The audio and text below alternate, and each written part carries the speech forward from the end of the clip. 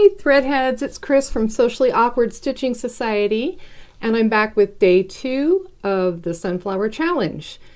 If you're just tuning in, yesterday we released a new freebie design and a video to show you how to create it. And it's a patch that is inspired by a certain Ukrainian grandmother who spoke her mind.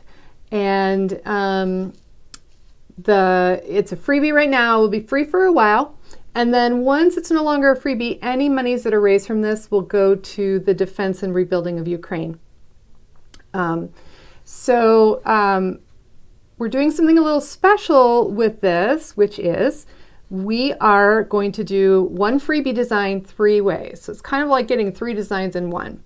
So today, instead of a patch, we're going to do a coaster. And it will use the exact same design, but what we'll be doing is using stops in a different order and maybe running some of the stops more than once. So I'm going to take you through this step by step. Let's get started. This is day 2 of the Sunflower Challenge.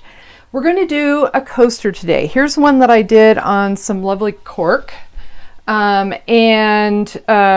Even though it looks very similar to the patch that we did yesterday, there are a couple changes in the order of the steps that we use to make the coaster. So the point of these videos is to show you that just because you have a design for one in the hoop object doesn't mean you can't hack it to do a different kind of object. So we're taking the patch pattern, got my stops printed out, and instead of cutting in the hoop today, we're going to use one of these stops to actually mark our material so that we can pre-cut it and not have to cut in the hoop. So I've hooped up some craptastic tearaway stabilizer, and this is what we're going to use to do our pre-cut. I'm going to take it over to the machine and I'm going to run stop 1, which is the position stitch. I've stitched stop 1 on our tearaway, and now I'm going to take 2 pieces of material. I have felt for the back of my coaster and I have some vinyl for the front. This vinyl is from marinevinylfabric.com, and you'll have seen them participating in this hop. They're where I buy most of my marine vinyl that I use for testing, and super great prices, super great service, so I highly recommend them.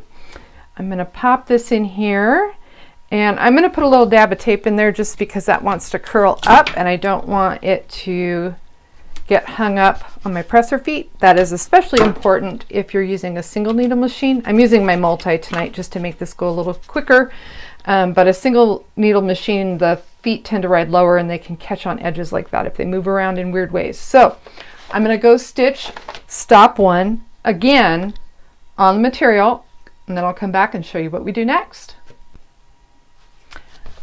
Oakley dokley, I have unhooped. I've stitched stop 1 again through both the vinyl and the felt, and I have unhooped my project. And now I'm going to cut it out. When we did the patch last night, when we trimmed it in the hoop, we trimmed it so that the placement stitch was just barely visible. We want to cut this in a similar way. So I'm going to try to cut just like a needle's width, even barely inside this stitched line. And actually I'm going to tear off the stabilizer first just so I don't have that bulk driving me nuts. There we go. Okay, so we're going to cut on the line. I'm going to try not to get my head in the shot because that seems to be my favorite thing to do here. I'm going to cut barely on the inside of this line. You just want to shave those stitches off, and that will make it the right size when you lay it down in your next hooping. So a lot of times I will just cut directly in the hoop because I don't see that it takes that much longer. In fact, I think I cut a little faster when I'm not trying to follow a line like this and I'm just up against stitching. But in this case where I've got a front and a back that both need to be trimmed, I go ahead often and do this extra hooping and use the placement stitch as my template.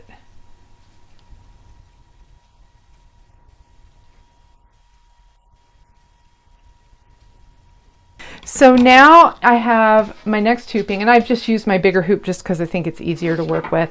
I'm going to go stitch the placement stitch one more time, and just like yesterday, I am using no-show poly mesh 2 layers to be the ground that I'm going to put my materials on. Okay, so I've restitched the position stitch one last time on my hooped poly mesh, and I'm going to take, I'm going to set my back aside, okay, and I'm going to take my front and I'm going to lay it over the position stitch. And what I really want to do here, as close as I can, is make sure that that position stitch is showing barely around the edges. Now, I think that's going to be pretty good, but what I'm going to do, tape it down like this. Actually, I'm going to add a little more just so that it doesn't try to shift. And let's just tape it like we own the tape factory. And then what I'm going to do is I'm going to go and run step 2, which is our tack down. I'm just using brown thread. That's what I'm going to use in the finished edge. But on these are getting covered up, so it really doesn't matter. Okay, here we go. So I have done the material stitch, which is stop 2. Let's cross these off because now we're all done with the position stitch and we're done with the tack down. I'm going to pull the tape off. Now you can see that I didn't do a very good job of centering this. And that's okay because I still have the opportunity now, if I've got any places where it's really hanging over the line, like over here, to come in and trim a little bit. The problem for me is when I'm doing this on camera, I'm not over it. So I can't always line things up as well as when I can pull them so that I'm looking straight down on them. So when you're doing this, you're probably going to do a much better job because you can pull your hoop right up under your face. So you're looking straight down on it and you can see better what you're doing. So it's looking pretty good around these edges here. There's a little bit there that I think is hanging over too far and a little bit here. To be honest, I would rather come back and trim this than accidentally cut my circle too small in the first place because then I have to start over. The only drag is I'm in a magnetic hoop, so my scissors are going to stick to the sides. Okay, there. You can see I'm just kind of uncovering that that placement stitch line. And the beauty of this is it does not really matter how jaggedy that is because it's all going to get covered up with that lovely faux marrow edge. Now, when we did the patch, we went on to the next step, which was to lay down the edging on this. And part of the reason that we did that was that we wanted to try to preserve as much alignment as we could, knowing that the fills in the design were potentially going to cause a little distortion that would make the edging not really line up with this stitching. But we've got a different challenge here, which is we want to put a back on this and we don't want our stitching from our design coming through the back. So here's what we're going to do. We're going to skip step 3 for right now. So on your machine, there's going to be a way that you can bring up a skip ahead or skip back feature, and you're going to skip this entire jump. It'll usually give you the choice to skip a certain number of stitches at a time or an entire color change. You're going to skip this color change, okay?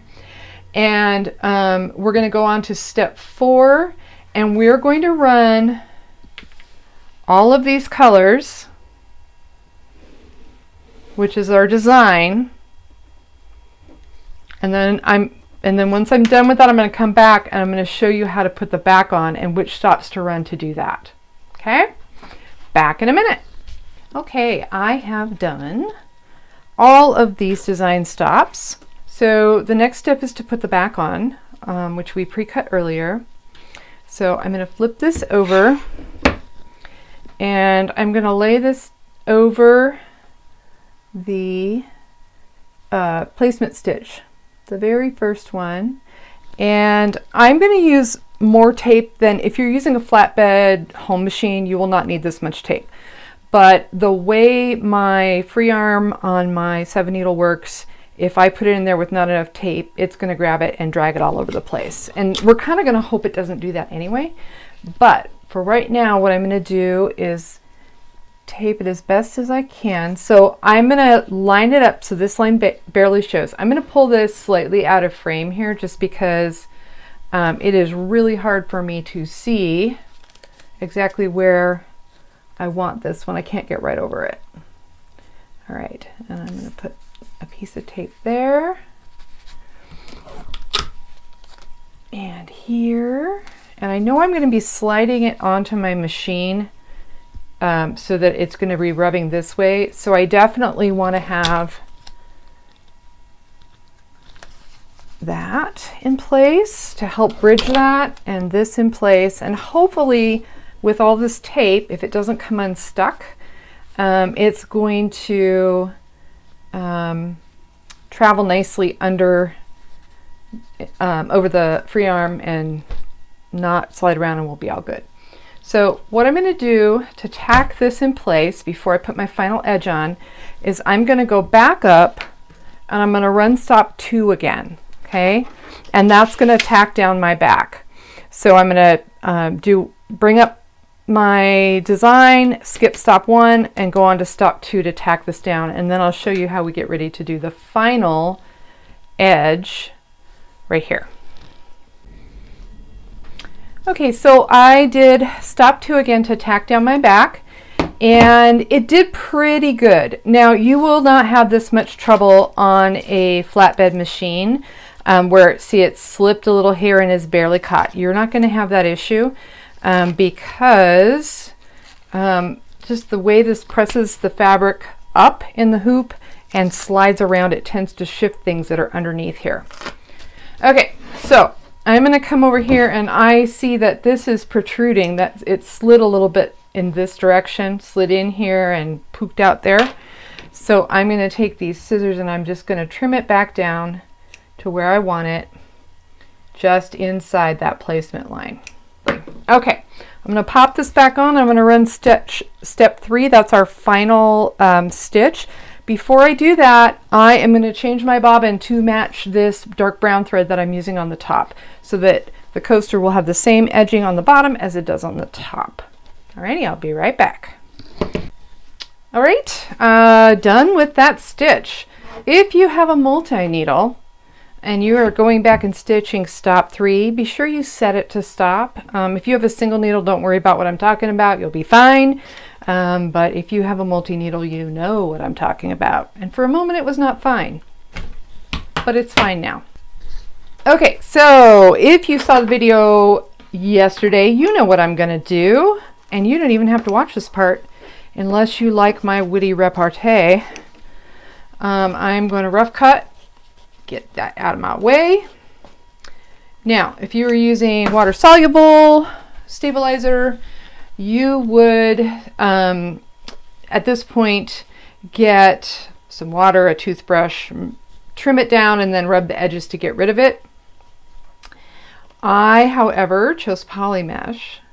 Polymesh does not dissolve in water. It dissolves in fire. That sounded kind of creepy. All right, so I'm going to trim as close as I can so I have less to burn off, because that'll go faster and it'll look a little better. If you get too much out here, it can kind of build up even once you melt it back. Okay, and now through the magic of video editing, ta-da, I'm done. Okay, here is my best friend's lighter. I stole it from my best friend who smokes, because I don't. Okay, I'm going to turn it this way. I'm going to tell you why. Because if I catch this felt on fire, I want to know about it sooner than later. But I'm just going to really stay at the edge here. And come on. Oh no, don't run out of Bic. That would be sad. And I'm just going to see how that just shrinks right up. And you don't want to let it sit too long. You don't want to scorch things. And if you have a light colored thread, you want to be extra careful about that. It probably wouldn't even show on this brown. But you do want to be careful that you don't overdo it. on either yourself or the coaster. There we go. Ooh. And if you've got little threads poking out, I don't know if you can see that. Boom. Ah! It's getting warm. I don't think it was made for this kind of use. This is called off-label use. And then I'm going to turn it over and just kind of see what I got going on the front here. It looks pretty good. Now, if you have a hot knife, you can also just cut with a hot knife and it'll do this, but a lot of us don't have one, so that's why I'm showing you this method, which is, I think it's also just a little more exciting. Okay, there we go. So there is day 2 of our sunflower challenge. So tune in tomorrow because we have one more day of our sunflower challenge, and I'm going to do one more way that you can use this design. I'll see you tomorrow.